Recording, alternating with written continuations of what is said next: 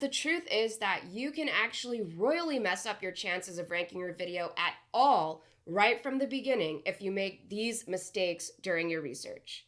This video is all about getting more views on your YouTube channel by ranking in search. Hey, I'm Jamie the Marketing Nerd, and today we're talking about some of the most common mistakes that new YouTubers make when they're trying to do search engine optimization for a small YouTube channel. By the end of this video, you're going to learn how to check yourself before you wreck yourself so that you can get more views on your YouTube videos, even if you don't have any subscribers, all through YouTube search engine optimization. Before we get started, if you want more of the best free, actionable advice to market smarter, not harder, then make sure that you go down there and subscribe to the Marketing Nerd channel. Plus, hit that bell to be notified when I post a new video with actionable tips every single week.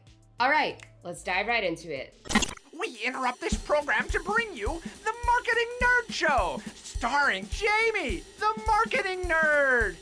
Grab a seat, take out your notes, and let's get into the show!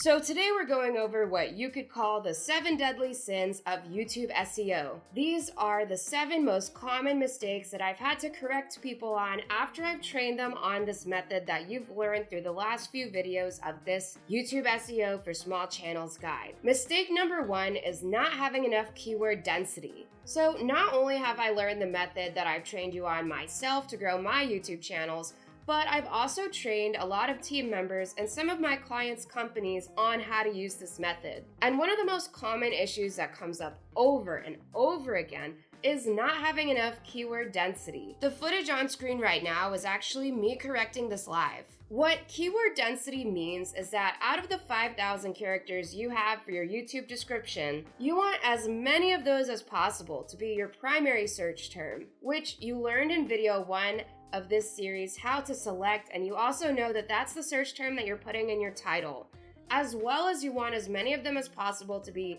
your secondary search term, which you learned in video 2 how to select these and why you should be picking these for your tags. So what you can see here is me highlighting these primary and secondary search terms in blue as I'm going back and adding more of them in to increase the keyword density. So here's the fix to this problem. If you're having an issue with keyword density, what you should do is you should go back to your tags list and you should take a direct tag from that list and make it into a sentence. Go to your tags list, pick another tag, make that into a sentence. You can even Jenga 2 or more of these together into one sentence that uses multiple of your primary and or secondary search terms. If you're consciously doing that, you're consciously looking at your tag list, taking one tag, making a sentence out of it, go back and get another tag, make a sentence that includes that, and so on, you will fix your keyword density issues. So make sure that you go back to video 3 in this series because we review that technique in a lot more detail. Also, video 1 of this series gives you a play-by-play on how exactly to pick your primary search term. Plus, video 2 explains to you exactly what makes a good secondary search term, what doesn't, and everything you need to know step by step to pick your tags. Mistake number 2 is not having enough characters in the description. After training a lot of people to follow this YouTube SEO method, a problem that I see coming up over and over again is just flat out not having anywhere near 5,000 characters in the description. 2,700 characters isn't enough. 3,500 characters isn't enough. I really would not consider yourself done until you're at least somewhere near 4,000 characters, but ideally you're getting as close to 5,000 characters as possible. For example, when I'm training team members and some of my clients' organizations on this method, if they've written somewhere around 4,000 or 4,500 characters, I would not leave this as a note, but I do leave it as a note if it's right at 4,000 characters or below. Especially if you're using the strategies that you learned in video 3 of this YouTube SEO for small channels guide, you should never be writing your descriptions from scratch anyway. When you use all of the default sections that you learned how to do in video 3, then you're starting every single description already with about 1,000 to 2,000 characters of content. So there's really no reason at all why you should be struggling to reach minimally 4,000 characters. So here's the fix for this. If you're feeling like you tried your best writing, but you're still struggling to reach 5,000 characters of this YouTube video's description, then revisit your tag list. Go back there, take it up, make another sentence, and see if you can squeeze at least a few more sentences by starting your tag list from the beginning and going to the end all over again. It's okay if your description sounds kind of weird and repetitive. This is search engine optimization writing, so it probably will sound weird and repetitive. Also, please go back and review video 1 and video 2 of this series because that's literally another 37 minutes of direct instruction on how, step by step, you should know exactly what to write about so that you are not struggling to meet your character goals. Mistake number 3 is not having enough characters in the video tag section. Similar to reviewing somebody's work with the description just to find out that they've stopped writing at about 3,000 characters, it's very common when I'm reviewing people's work as they're trying to learn this method just to find out that they stopped at like 270 characters in the tags or 350 characters in the tags. Guys, if you're stopping at 350 characters in the tags, you've still got 150 characters left.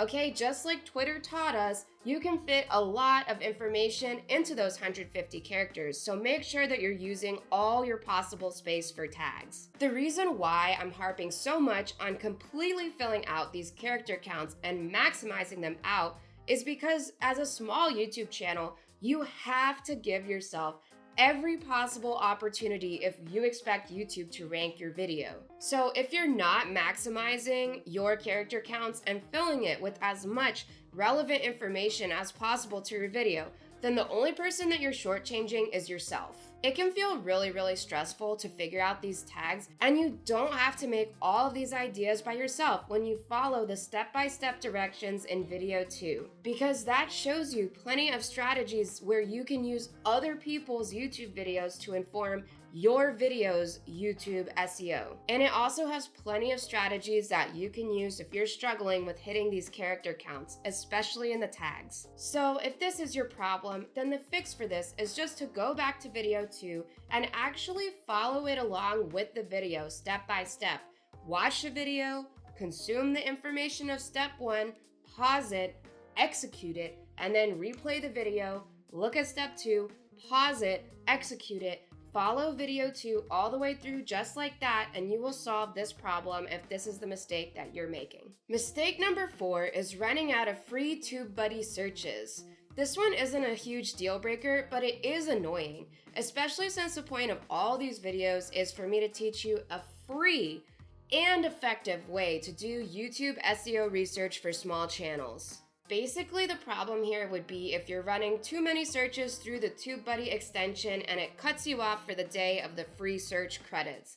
Pretty much the worst case scenario here is that you just have to wait 24 hours to continue doing your YouTube SEO research. But here's the fix so that you can avoid this problem entirely. Going back to what you learned in video 1 of this series, remember to look at your search pool first so that you're not using TubeBuddy search credits on terms or ideas that have millions of results. If you have no idea what search pool is, then definitely go check out video 1 of this series so that you can understand in detail what search pool is and how you figure that out during your YouTube SEO research. Now let's talk about some SEO research strategy mistakes. The next 3 mistakes that we're going to address are about foundational issues about your YouTube SEO research strategy. Mistakes 5 through 7 are serious problems, but I included the other issues that we talked about before this because I find that these are mistakes that the people I coach are still making even after they understand this part of the process, which is the foundation of your entire strategy. Because the truth is that you can actually royally mess up your chances of ranking your video at all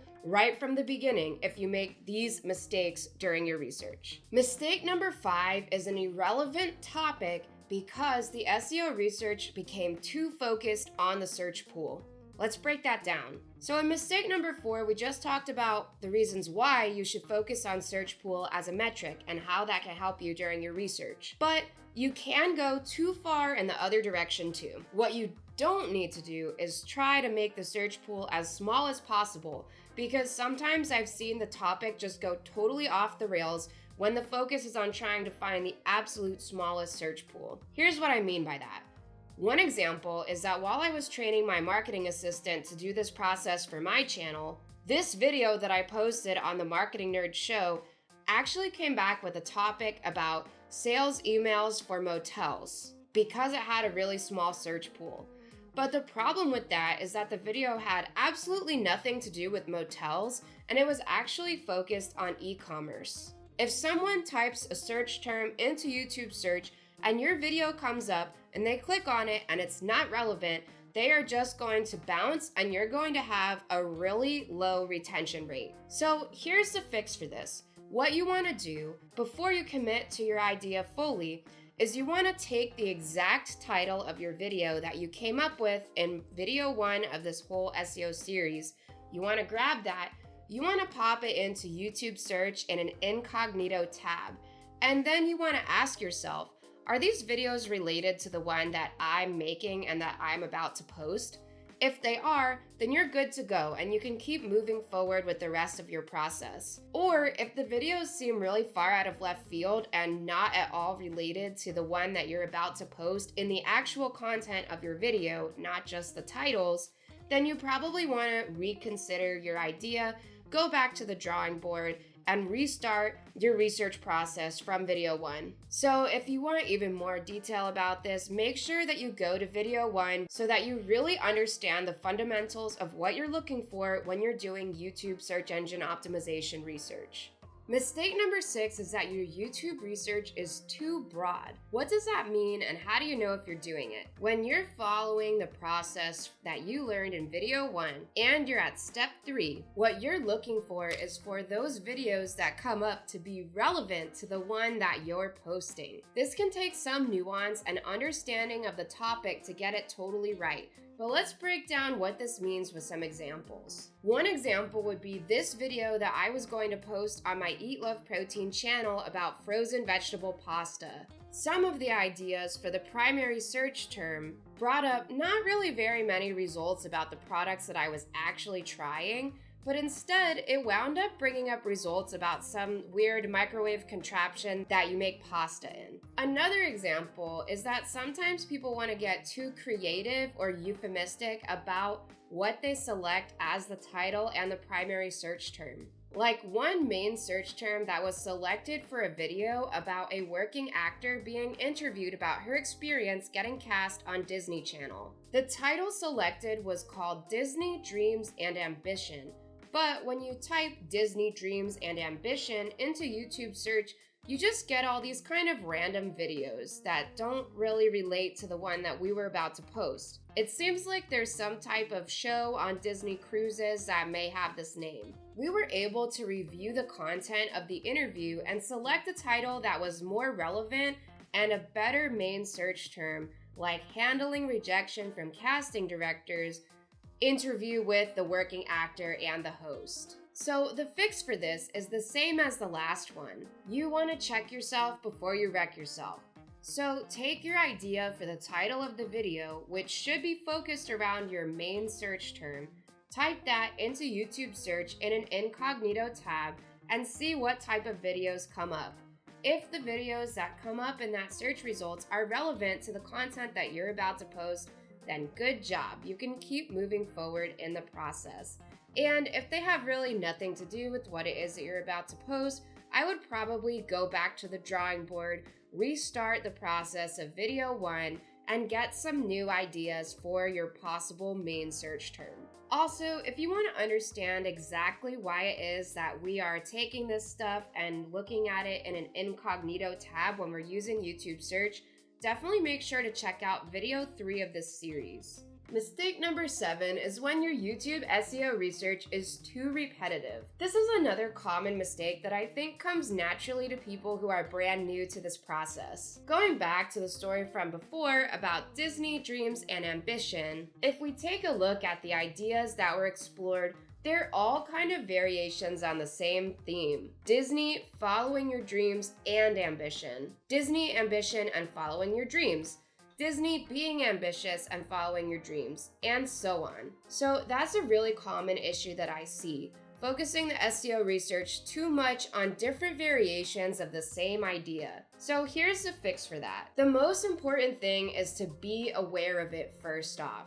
Being aware that you don't want to have too many variations on the same idea when you're going into it will help you in the long run. After you have your keyword ideas written down, and before you follow the rest of the process from video 1, like checking the search pool and checking all the information in the TubeBuddy and vidIQ extensions, just take a second to pause and consciously review the ideas that you wrote down and just ask yourself, are these all repetitive variations on the same thing? And if they are, try to explore YouTube more. Try to go back to video 1 and review some of the strategies that you learned there to mix up your research before proceeding with the rest of this process. So now you know exactly what not to do if you want to get more views from YouTube search, even if you don't have any subscribers. Using these methods, I've gained over 120 subscribers to the Marketing Nerd Show just this month without promoting my channel anywhere outside of YouTube at all. But what about their next steps after their subscribers? If you want to learn how to monetize that audience, then you need to learn how to build a powerful sales funnel. That's exactly why you should join the free 1-month Marketing Nerd free funnel copywriting course. You can go to jamiedorchuk.com/funnel to get it. I created it to teach you the A to Z of creating a strategy, as well as step-by-step guidance on how to write all of the most important assets like your sales page, your landing page, your emails, and so on. You definitely don't want to miss that, so go to jamiedorchuk.com/funnel to sign up for that. Also, if you want to join a community of smart business owners and professional marketers just like you, then join our secret society, the Marketing Nerd Crew. It's a place where we can connect with each other and where you can get free advice not just from me, but also from the other business owners and professional marketers in our community.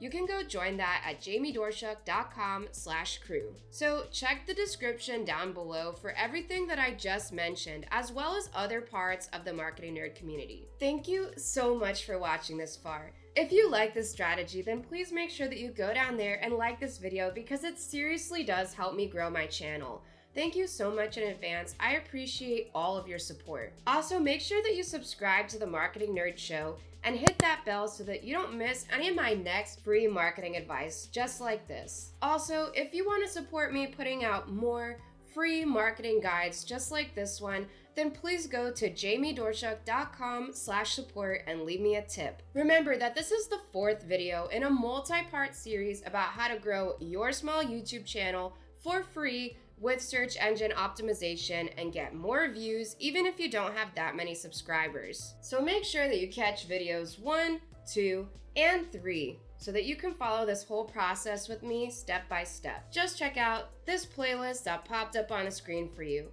I'll also include a bonus video that you can watch that will give you more ideas, tips, tricks, and tools on how to do research. Check them out because I hand selected these for you, so I know that you're gonna love them. Thank you so much again for watching today's episode of the Marketing Nerd Show. I really appreciate you, your time, and all of your support. All the lovely comments that you guys are writing me, all the likes that you leave on my videos, all the subscribers that I have to my channel. Thank you so much because you light me up. Thank you so much again for watching today's video, and I'll see you next week. Goodbye for now.